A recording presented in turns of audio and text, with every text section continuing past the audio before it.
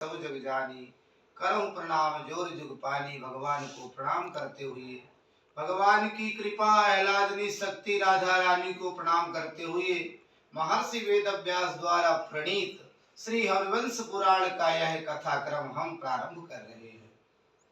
प्रथम श्लोक हरिवंश महापुराण का भगवान वेद व्यास जी लिखते हैं, नारायणं नमस्कृत्यं नरं चैवं नरोत्तमं देवीं सरस्वतीं व्यासं ततो जयमुदीरयेत। भगवान नारायण को नमस्कार करते हुए कहते हैं कि बद्रिकाश्रम में प्रसिद्ध भगवान नर और नारायण रहते हैं। ऐसे भगवान नर नारायण के प्रिय सखा जो भगवान अर्जुन हैं, वह भगवान के प्रिय सखा हैं। ऐसे भगवान की कृपा प्राप्त करने के लिए बद्रिकाश्रम में पहुंचे। संसार में जितनी कथाएं हुई, जब संत लोग बैठते हैं और बैठ करके आपस में चर्चा प्रारंभ किए, वही कथा पुराण बन गई। संसार का जो जीव है वह जब चर्चा करता है तो संसार में समस्याएं उत्पन्न हो जाती हैं। और जब महात्मा गण, संत गण, भक्त गण जब एक स्थान पर बैठ के चर्चाएं करते हैं, भगवान के नाम की महिमा, भगवान के चरित्र की चर्चा, भगवान कैसे आए, कैसे इस धराधाम में कैसे राजाओं का उद्धार किया, कैसे भगवान ने सत्य की स्थापना की, अनेकानेक प्रश्न एक करता है और उन्हीं में से एक को ऊंचे आसन पर बिठा करके और उसके द्वारा उत्तर प्राप्त करने लगी। समस्त पुराणों में केवल यही प्रसंग है कि एक ही वक्ता है, बाकी सब श्रोता है। और किसी भी पुराण सुनने का नियम है, जैसे श्रीमद् भागवत में आता है कि पुराण करने वाले को, सुनने वाले को, दोनों को धर्म युक्त भक्ति चित्त सो करके कार्य करना चाहिए। क्योंकि जब व्यक्ति के मन में सरलता आती है, सरलता आएगी, उससे समस्त पाप नष्ट होंगे और सरल जीवन से ही भगवान की प्राप्ति होती है। अब सरलता आएगी कैसे?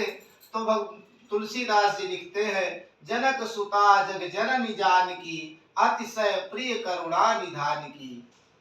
ताके युग पद कमल मनावो, जासु कृपा निर्मल मति पावो।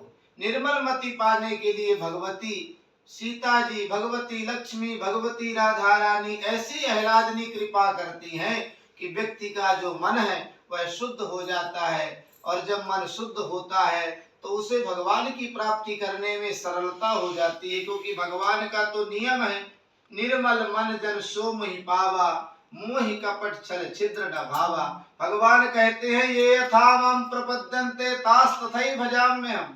हे अर्जुन, मुझे जो लोग जिस भाव से भजते हैं, चाहे मुझे माँ बना ले, चाहे पिता बना ले, चाहे पुत्र बना ले, चाहे शत्रु बना ले, जो व्यक्ति जिस भाव से मुझे भजता है, मैं भी उसे उसी भाव में भज करके उसका उद्धार करता हूँ।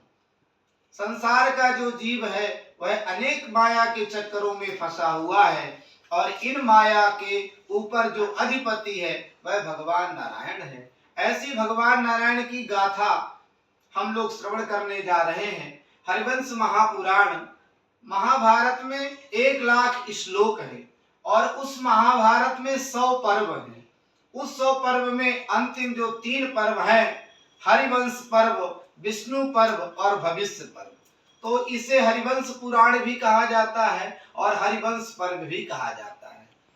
इस पुराण में जैसे श्रीमद् भागवत में 18,000 श्लोक हैं, इस पुराण में 12,000 श्लोक हैं और इस श्रीमद् भागवत में 335 अध्याय है और हरिवंश महापुराण में 318 अध्याय है। श्रीमद् भागवत को राजा परीक्षित ने श्रवण किया इस मृत्युलोक में आकर के भगवान सुखदेव के द्वारा, और हरिवंश महापुराण जो है राजा परीक्षित के पुत्र जन्मेजय ने महर्षि वैशंपायन से प्राप्त किया और वह भगवान के केवल बाल चरित्रों की चर्चा है। भगवान का जन्म कैसे हुआ, भगवान के भक्तों का जन्म कैसे हुआ, तो श्रीमद् भागवत से मिलती हुई बहुत सारी कथाएं हैं। लेकिन प्रारंभ में मनवंतर आदि की कथाएं, जो महाभारत में कैसे प्रारंभ हुआ, कैसे क्रम हुआ, यह क्रम प्राप्त करते करते हम लोग उस कथा क्रम में प्रवेश कर रहे हैं। तो बद्रिकाश्रम में जब वह ऋषिगण बैठे हैं, उन्होंने पूछा, महाराज आप हमें ऐसा कुछ उपाय बताइए जिससे हमारा कल्याण हो। हम कैसे त्वद्वैपायन भगवान वेदव्यास जी के शिष्य आदि बैठे हुए हैं, वह लोग आपस में चर्चा करने लगे और चर्चा करते करते सौत जी कहते हैं, हे व्यास जी, द्वैपायनोष्टि सुतम प्रमेयम पुण्यम पवित्र पप पापहरं शिवं च यो भारतं सा मभिगच्छति वाच्यमानं किं तस्य पुष्कर जलैरभिषेचनेन। कहते हैं महाराज, कोई ऐसा चरित्र बनाइए, ऐसा चरित्र सुनाइए भगवान का जो पुण्य हो, पाप को हरण करने वाला हो, सुख प्रदान करने वाला हो, ऐसा कुछ उपाय हमको सुनाइए। क्योंकि संसारी जो जीव है उसके बहुत सारे कारण हैं सुख प्राप्त करने की। वह एक कार्य में सुखी नहीं हो सकता कि धन मिल जाए तो सुखी हो जाएगा, तन मिल जाए तो सुखी हो जाएगा, ऐसा नहीं है। उसके लिए बहुत सारे कारण हैं। गृहस्थी के लिए एक